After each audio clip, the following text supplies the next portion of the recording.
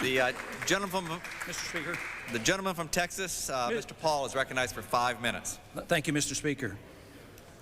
Mr. Speaker, just a short while ago, we had a vote to cut $54 million out of the UN appropriation. The vote tally was 242 to 165 in favor of cutting this $54 million of so-called past dues.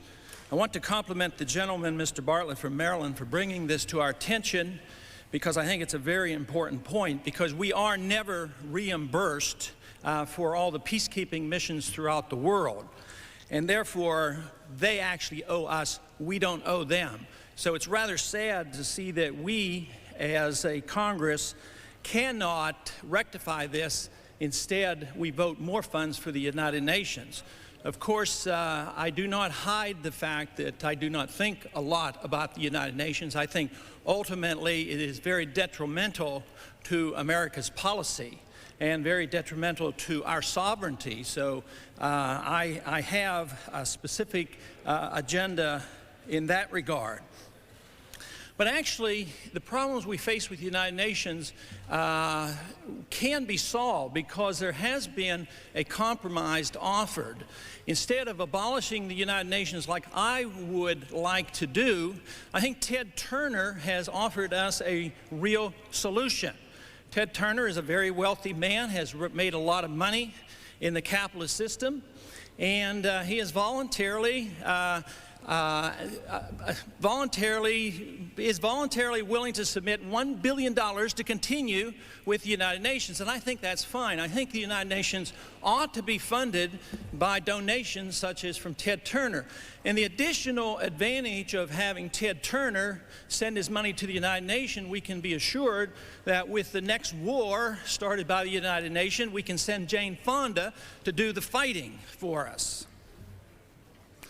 And on another subject, I want to just mention something about the recent discussions we've had here on the floor here in the last week on the pay raise. I am not in favor of the pay raise. I voted against the pay raise. Matter of fact, I think our pension fund is outrageously obscene, and I do not participate in it. But in comparison to some other matters, I think the amount of attention that we gave to the pay raise is probably a little bit more than needed to be done. For instance, the pay raise after taxes would come to $40 a week. But nevertheless, I think the point was well taken that we should not be taking a pay raise when so many people in this country are actually suffering the consequence of a decreasing standard of living. Until we solve that, I don't believe we should be taking a pay raise. That so-called pay raise would have been a 2.3% COLA increase. But in comparison to what we were doing in the particular bill that was attached to, the Treasury Postal Service appropriation, let me inform many members of the Congress that were not aware of it, but in this bill, we actually increased the budget for the IRS by more than $500 million. At the same time, we hold these grand hearings, make grand speeches against the IRS. At the very same time, we are expanding the role and the power and the authority of the IRS by expanding their budget by more than $500 million. Then there's another agency of government that's probably second least favorite of mine to the IRS, and that's the BATF. And the BATF budget was increased 8%. It was, it was increased 14%. It went up $66 million.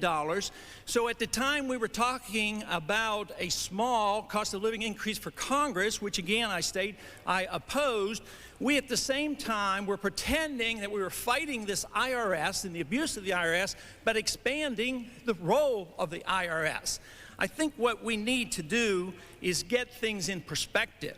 I think that, first off, we should exist here for the protection of liberties of American citizens. We should be protecting the sovereignty of the United States. We should not be paying the dues out of proportion to what everybody else pays throughout the world. At the same time, we sacrifice much of our liberties, and we live in an age today where our troops are actually serving under the commanders of foreign generals. And everybody I talk to, everybody in my district I talk to, they don't like this. They would like to see this change. So once again, I would like to express the sadness about the recent vote that we couldn't even cut the $54 million away from what is called overdue dues for the UN. But I think it's so important that we put all this in perspective. Yes, we do not need pay raises, but we certainly don't need to raise the amount of money we give the IRS and the BATF. And I yield back. Gentleman's time has expired.